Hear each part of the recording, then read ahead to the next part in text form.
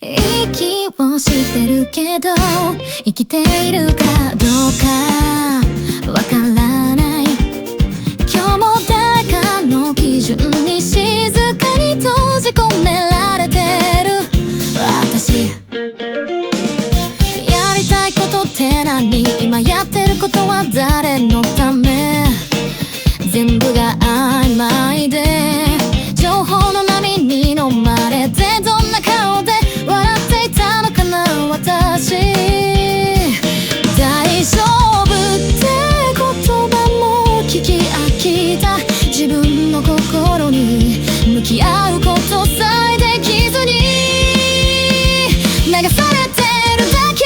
壊れた心の上にもう一度立たせてください。揺れる私でも大丈夫だと言ってほしい。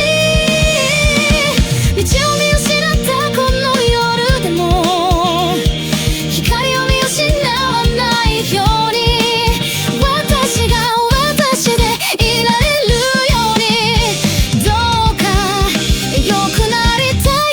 そのままで輝いて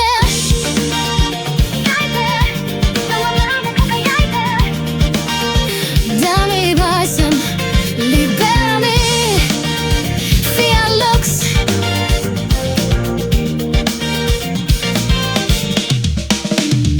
友達のフィードは眩しい日々ばかりで、その中でまた小さくなる私の日常。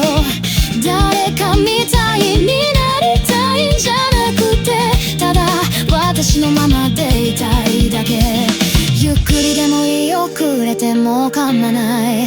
結局この道は自分の足で歩くしかないから、息苦しい今この瞬間も諦めたくない。お願い帰りたい。私も大丈夫